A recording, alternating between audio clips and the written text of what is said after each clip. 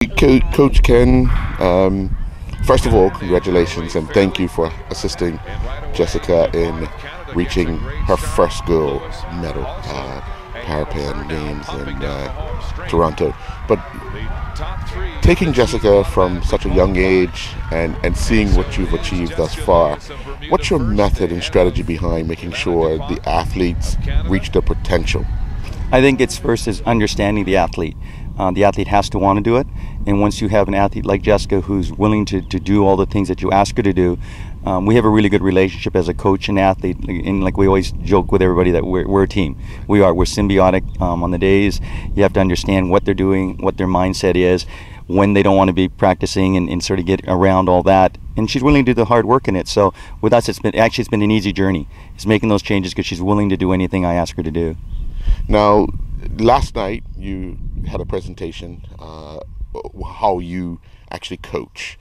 Some of the tips that you use were very inspirational to the people that were able-bodied, because they came up to you afterwards and said, inspiration.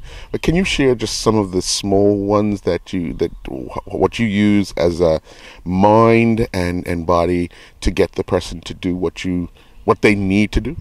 I think the first thing is always, if we think of every child growing up, what's the first thing we always hear? We always hear negatives.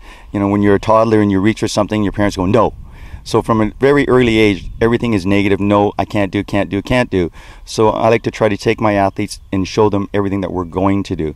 So things like the words, all my athletes will tell you, I don't accept. There's no such thing as the word can't, because we will find a way to do anything we want to do if there's a will. Failure, there's no such thing as failure. All we're learning is another way to do something different on our journey to become successful. So to me, there's no failure. It's just like business. How many people say, oh, he's failed in this venture and he's failed in that venture, but gee, that guy's a multimillionaire. Because all those so-called failures were steps to do his business better, to become successful. And it's the same thing with the athletes. So those are the two big ones that way that I like to do. The one I always hate when I tell people, is I hate to hear the word out of an athlete's mouth when they say they're sorry, because they're apologizing. They do not need to apologize. If they've done their best, they're out there working hard 6 days a week, there's nothing to apologize from an athlete when they're trying their best. Now, take us through that 100 meters. Before the race actually starts, there's a false start or a callback. Take us through from that moment right through the finish. Well, we had our strategies going into the 100 meters. We set our goals of what we wanted to have done. And the goal was she needed to be ahead of everybody else by the 20-meter mark. And the goal was if she could be in the lead at the 20-meter mark, we knew she'd be successful in that race. So when the false start gun went, my heart just, it dropped. It was, oh God, you just talk about nerves. You talk about, I probably got another 10 white hairs at that point, because all you can think of is my athlete false started. And meanwhile, Jessica's down below. She's confident. She goes, I know it wasn't me, but whoops, in the stands, all I know is that out they come, the gun goes, and that's your first thought, is it's your athlete that did it.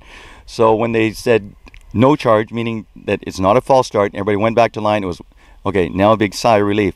But then now, the problem you're thinking is, because there was that charge or no charge, sometimes the athletes are hesitant, because they're now worried, okay, now they're really watching. If I go a bit early, I'm going to get DQ'd.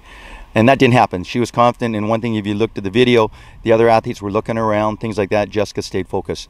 She stayed looking down at the track. Her head was down. She looked down the field. She looked at where the marker was for the 20 meters, and that's where she was focused. So when that gun went, she went. And when she got to the 20-meter mark, she knew there was nobody on either side. And then she just eased into her push. And sort of, I think, even for her, all that extra emotion just sort of came into that moment knowing, okay, this race is good. Now, you're off to the Worlds, and then it's what we consider the big one, 2016, the Paralympics. But first for the Worlds, I know you're looking at, after the Worlds, hoping to do some longer events. But what is the strategy for the Worlds? Well, for the Worlds, we knew that all year our goal this season was to be the best 1 and 200 meter sprinter. At the Para-Pan Am Games, there was no 200, so we knew that we could work with the 100.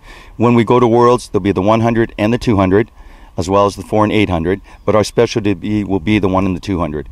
Once we finish Worlds, then after that, we're going to work on our strategies to get better for the 4 and the 800. But for Worlds right now, we want to be on the podium for the 1 and the 200 is our goal.